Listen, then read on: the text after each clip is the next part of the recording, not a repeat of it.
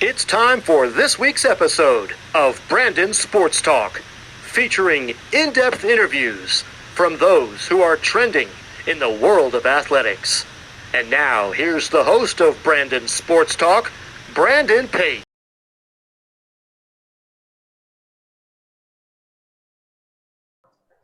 Welcome back to Brandon Sports Talk. In today's episode, I have the privilege to interview Al and Jarrett, who is the College Football Quest. How are you doing today? Good. We're good, Brandon. How are you? I'm doing good. Jarrett, can you talk about how y'all got started with the College Football Quest? Yeah, well, it's actually an interesting story because I had this desire, I guess, to do some sort of one of these grand life goal type things. Other people have done things like baseball stadiums, NFL stadiums. I wanted to do something a little bit bigger. So I originally had the idea of doing like the top 100 golf courses, playing them, and then just never got momentum, never started. The idea kind of sat around for a while. And then one day, Al and I were sitting around. There was probably some alcoholic beverages involved. And the idea came to me, how about college football stadiums? I think at the time there were 117 of them. There's now 130, but there was 117 then. And I threw it out, and Al jumped on it and said, yeah, we should definitely do that. I turned to my wife and said, how about college football stadiums? Can I do it? And she probably thought that there was not a chance I would ever start, let alone finish. And she said, sure, go ahead. I said, no, seriously, we're going to do this. Can I do it? I had two relatively young kids at the time, so I wanted to make sure she was completely on board. And she said, yeah, do it. So that day, we planned our first trip, and we booked reservations, and we outlined what the first season would look like. But we didn't leave that day without having that first trip booked. And things just started going from there. And that's how we started. That's pretty cool. What was your first trip to? The first trip was to the University of Texas. It was a Missouri Tigers at Texas Longhorns. It was 2008. Texas was top 5, and I think Missouri was top 15. Game day was there. It was a great way to kick off our quest. Can you talk about how you came up with the name College Football Quest? I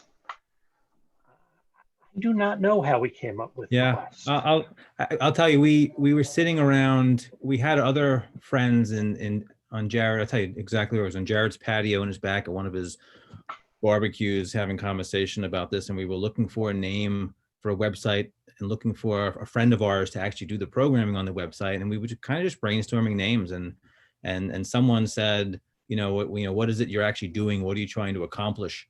And we were looking for words that represented that, and Quest came up. And from there we tried to figure out if what was available on websites and stuff, and College Football Quest was available, and that's kind of where we got the name. It was just kind of a brainstorming session. It wasn't either of us who picked that word, I can tell you. What kind of stuff do y'all do on the College Football Quest? No, I'll answer that. So we do a lot of different things. So I think when we first started, it was this stadium thing. We're just going to go see a game in every stadium, but you can't fly. There's no college football in New York, right? So every trip we go on is a trip. It's not just going to a game and then leaving. So you go somewhere for at least 3 days, and the game just lasts 3 hours, and there's a tailgate obviously before, but you have to have other plans. And our trips have morphed into, always seeing whatever the local town is famous for or known for. It could be a museum, it could be a person, it could be a store, it could be government buildings, whatever it is. So we tour usually the city as part of the trip, and making sure we see what's there and experience what it's like to actually live there, so to speak, for a day. we always tailgate. We'll always go and find, local fans who are there. Usually we've spoken to them in advance. People love to tell you about why their team is the best, or why their tailgate is the best, or why their jambalaya is the best, or whatever. And we're perfectly happy to have those conversations for hours before games. So, we can set that up beforehand, through social media. Obviously, social media is wonderful. And then we go to the games. We like to watch the games from the stands. I mean, Jared could tell you why he likes to watch the games from end zones. I still think it's nonsense that he took this difficult class at University of Florida called coaching. But you do get a good perspective of the game from sitting in the end zone, and we are consistent about what we do. So you ask, what do we do at each? We try and do the same kind of things, so that when you're done with the experience, you could say, what, that was better than so and so, or that was a little bit different than how X or Y did it. So we'll see the game. We have dinner. I think when we first started going, we were, well, where do the fans hang out after? But we're older now, and we don't need to be tracking down Main Street looking for the local dollar pitcher of beer and hang. We're by the end of the day, I'm usually exhausted. He's dragging me around normally. And then on Sunday we have some extra time. It's depending on the flight that we take back. Either you're getting up early in the morning or you have all day to do other stuff. There were times we considered going to see NFL games if there's something in town. Most of the time we end up at a sports bar watching football. We're in, fantasy football leagues together. So we do that. And then hopefully this year I was going to, we tie back into the original idea, Jared, of golf and take an extra day while we're away and play golf. So, but there's lots that we do. Jared, what are some of the stadiums that you have visited? Well, we've been to 52 out of the 130. So we've been to quite a few, and we've really hit the four corners. So we've been to University of Washington in the Northwest. We've been out to California. We've done Cal and Stanford, UNLV. We've been to the Southeast. We've done South Florida.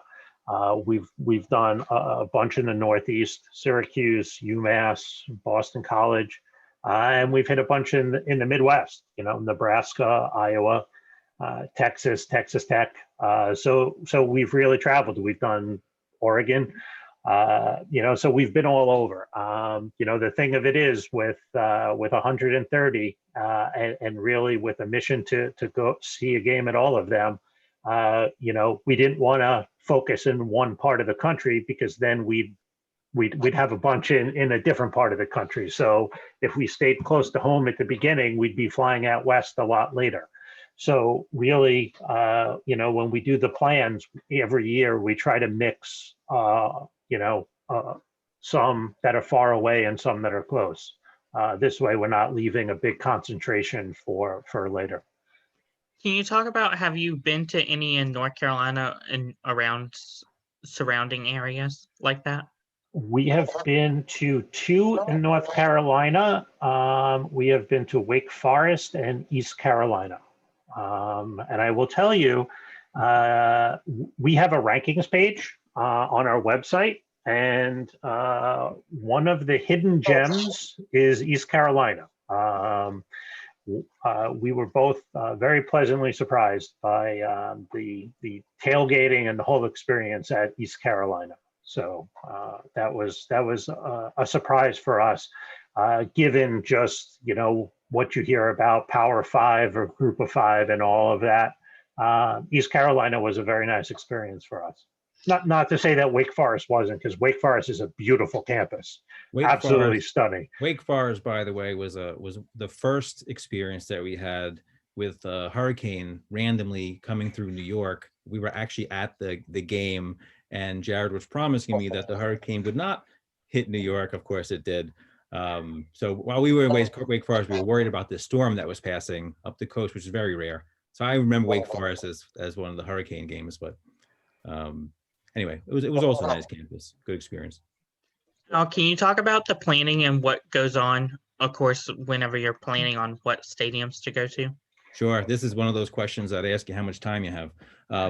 So when we first started, Jared and I would literally sit in a room and and map out all the different games that were available and all the personal events that we had that were going on, whether it was, family events or school events, or kids soccer games or whatever it was.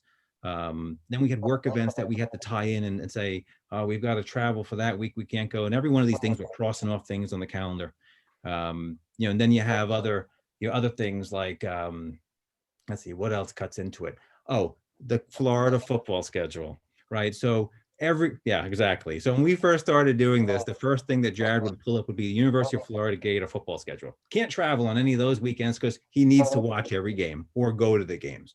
So that was an issue. So after you narrow it all down, you end up with like 6 weekends, maybe if you're lucky. And then we, in the past, we would look at different websites. I think we use FBS schedules, their site. And we pull the games that are on those weekends, and we say, which of the games where the stadiums we've been to, we cross them out. Which of the stadiums we'd like to go to? Okay, we like those. And then we look at the other weeks and see what games are available in each of the weeks and see which have mismatches and which don't.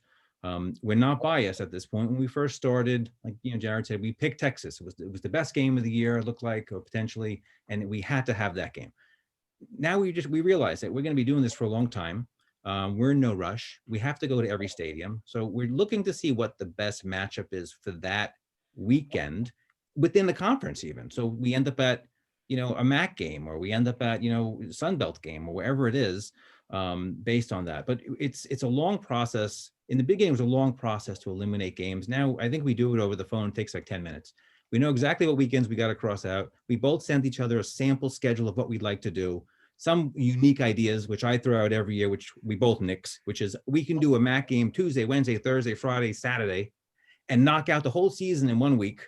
And then we always say it's too much travel and you don't get a lot of experience time at the campuses. So we don't do that, but it doesn't take that long.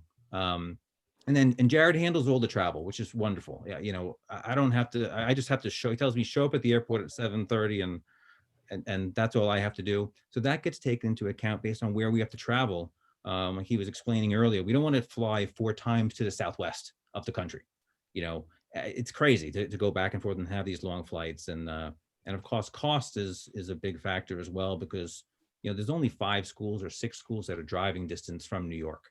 When we first started, we drew a circle around New York saying, 10 hours, we'll drive 10 hours. That'll take us to Michigan, to the game, Illinois, and any, all the North Carolina schools. And then in the first season, we drove to Maryland, and I said, I'm never driving more than 3 hours. So it cut out all of that stuff. So, there's a balance, there's a balance. And Jared had, we throw in midweek games now, which is a great idea. You had, we go for a night to one of the small MAC schools because, fortunately for us, they play Tuesday, Wednesdays, Thursdays. And we've got somewhat flexible schedules for work. So we can make those happen. But ultimately, the schedule is a process. For me, I always make fun because the Gator schedule is always like, how can we not go when, Florida's playing Vanderbilt? Like, why do you got to be home for that game? It's a 50, they're going to win by 50 points anyway. But anyway, that's relaxed. And as long as we can watch the game somewhere, it's not usually an issue. But and of course, we don't like to spend the November months in the north. Yeah, right. We like to do the northern schools earlier in the year and go south, which the MAC makes a little difficult because they don't play those midweek games until later in the season, which we prefer because we've been to some really cold games, which we don't prefer to do. Right. We learned in the first season. You mentioned the first game was Texas. And there's some qualms about, Texas and, it was our first trip that we really planned and didn't really plan it as well as we do now. But the second and third game was at Northern Illinois, which was a midweek game. In November. In November, it was 35 degrees, 30-mile-an-hour winds, and it was just so cold. And the bleachers are metal, so like you're frozen to the seat, like it was, crazy. And there's no indoor, like there's even under the seats where you buy, your souvenirs and your drinks and stuff was wide open. So it was freezing. And then the game after that, which I think was 2 weeks later, was, I think we booked it because one, it was drivable. And the first season, we're like, we have to drive to one game. It was University of Maryland, and it happened to be against Florida State, which Jared's not going to turn down an opportunity to root against Florida State. But it was 20 degrees in the parking lot. It was snowing. right? I mean, it was so cold. So when the season ended, we're like, all right, we can't go anywhere north at the end of the year. We've got to start north and work our way south, and stay out of the bad weather areas in November. And we try and do that, try. And then you read some of the trip reports, like we were in Oregon during a monsoon, or it's hard to avoid these things. But that first season, there was a lot of learning. Yeah. The cold weather, I forgot about that, really makes a difference when you're looking at the schedule. Is there a game that we could see that's warm in November? And you think that there would be, but it becomes very difficult to find a South Florida or a Miami, right, who happens to be home that week. You think, Yeah. but they're not. The country narrows Yeah. as you get later in the year. Yeah. Jared, can you talk about, of course, like the process? Do you get most of your passes like for media, or do you have to buy tickets? That really changes. Over time we've built up a network. So it really depends upon the situation. Al's really a good networker. So I handle the travel and Al handles the networking and relations. So we try, not necessarily for game day situations, because we're really looking for the game day experience. So my preference is to sit in the stands and really experience that. But it's more for like a tour the day before, someone who can show us around the school, give us insights into things that we should do for a game experience. So it's not necessarily for passes or anything like that, but it's more to make connections to people who can give us insights into those kind of things. So it's more general networking than anything else. So I would say that's something that's a case by case basis, depending upon if we know someone at the school that we've made contact to before. Yeah, sometimes it works out. That's right, and sometimes it doesn't. I mean, the travel planning is obviously always done in advance. We're not showing up at an airport buying tickets. So for a flight, the same thing with the game. We have to have tickets in our hand before we leave New York. You can't travel and spend hundreds of thousands of dollars to get somewhere and walk up to a stadium and not be able to get tickets. I mean, imagine walking up to like Ohio State, Michigan State game, and you're outside the stadium and you can't get in. I mean, so you can't risk that. So if we're lucky enough and the networking works and someone says they'll give us a tour and, oh, by the way, we can get you in, great. If not, we just buy the tickets. But I would say that one of the things that we're trying to do, we've been told, okay, so we do 4. Lately, we've been doing maybe 5 games a year. You could do more games a year and really accelerate the pace of what we're doing, and finish sooner. But I think one of the things that's important to point out in what we're trying to do is we really want the full experience. And for us, that means doing the research ahead of time and trying to make the contacts and finding out the things that we should be doing at each location. And there's really a lot of research that goes into that. If we were away every weekend, and doing 6 or 7 games, I don't think we'd be putting in the amount of research that'd be necessary in order to give each trip the proper due.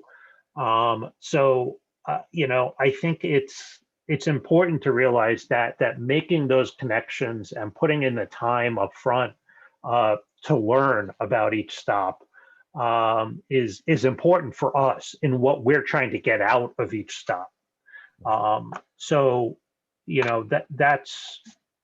It's important to know that that's what it is that we're trying to get out of it. So that's our mindset. So it's about making that connection and doing the research, and knowing the things to do in each location, which is why we reach out to these to the people that are local, and find out what are the game day traditions at that stop. What should we be doing at that stop so that we can participate and find out what it is to be a fan of that local school so that we can participate.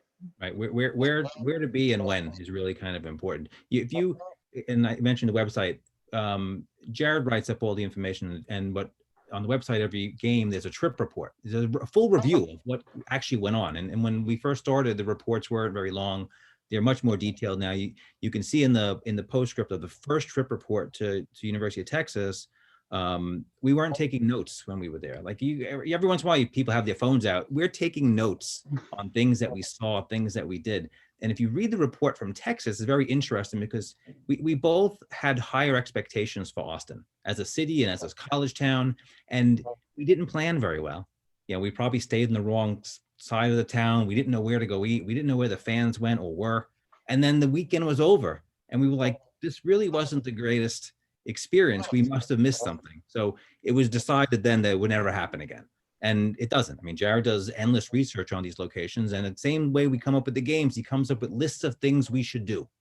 Should we talk? Should we do this? No, yes, no, yes. And then my side is I'm interacting with the local fans, and they'll say, no, you don't want to do that. You want to be here at this time. Don't miss this. Otherwise, the perfect example of that one was at Ole Miss. As much as we had a great experience because the athletic department helped us and took care of us, unique experience, the fans there told us where to be it on the corner of this street and this street at 9 o'clock on Friday night, and watch what happens in the Grove.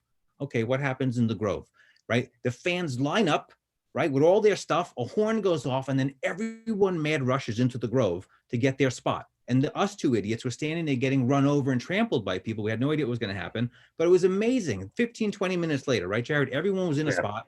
Everyone had their place, and then they left. And we were standing there by ourselves. Like, what the hell, what just happened? But we got to see exactly what the experience was. And without that, we would have probably been at dinner, right? Or at a sports bar watching a basketball game, something else, and we would have missed the whole thing. So it's important that the planning part is very important. That's wonderful.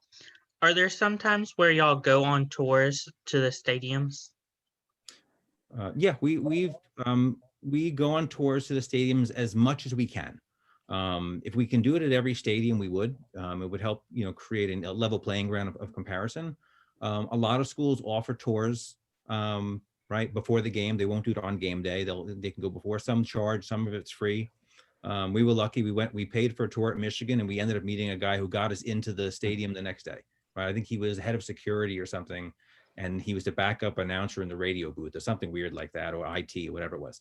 And we paid for the tour. And in other places, we reach out in advance, and either you can get a tour from the athletic department.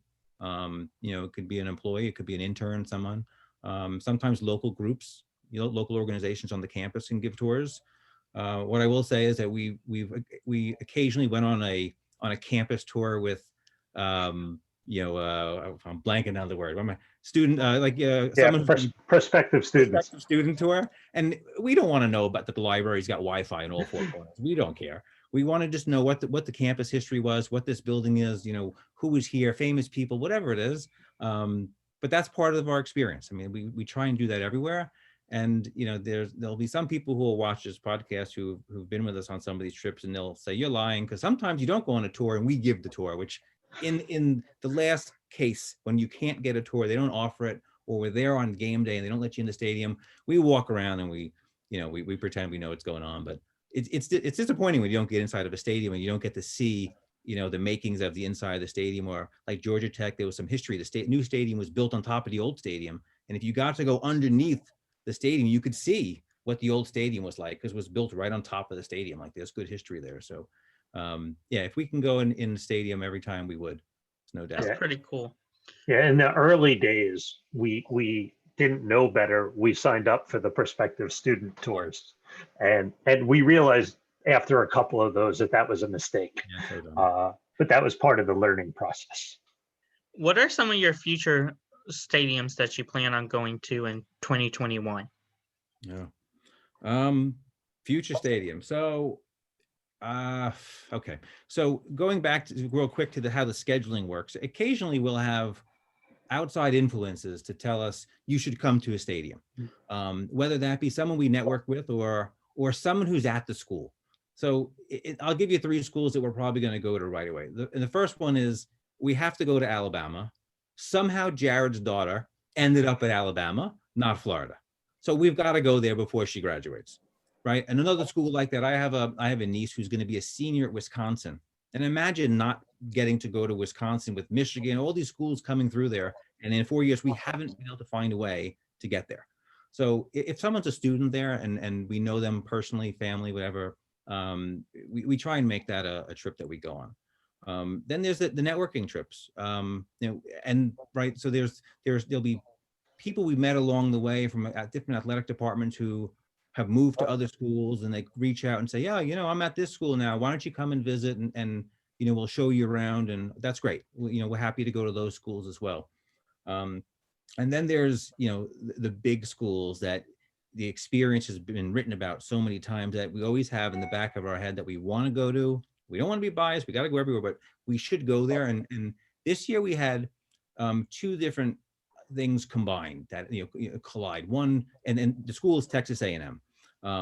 You have 3 things that happened there. First, we went, at least my highlight, the best game that I saw was at LSU at night against Ole Miss. And the experience was unbelievable. But the LSU people that we knew told us Texas A&M was better. I couldn't even imagine. So we've got to go there. The second thing is, there's a reputation for A&M and all, the stuff that comes along with their game day weekend. So it's on the list. We got to go. It's the loudest stadium. Apparently, we've got to see it. And then, the third there is we met the athletic director there years ago at a smaller school, Western Kentucky. And, he had moved on to Ole Miss. And, he's someone that we've known for a while. And he said, if you want to come, just let us know when you want to come and we'd like to come to the stadium.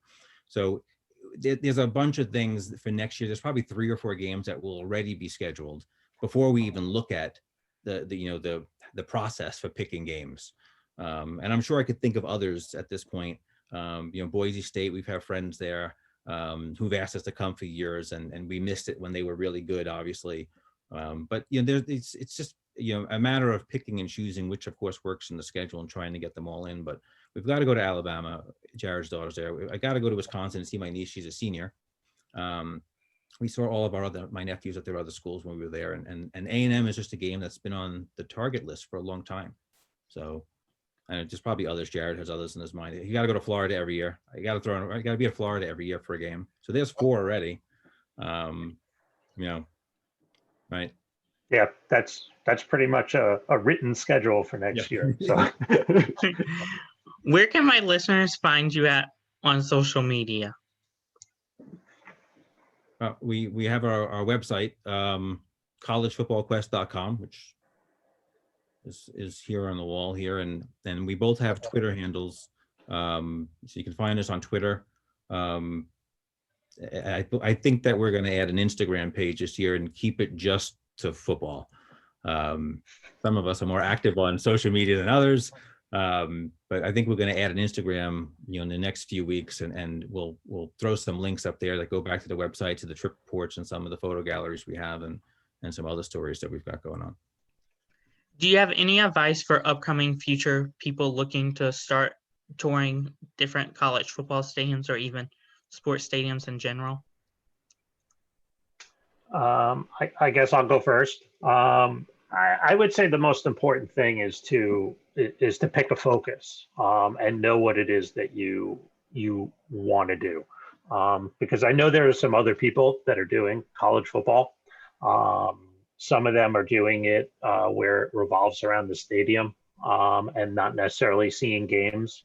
Others are doing it for tailgating. Others are doing it based, on fan bases.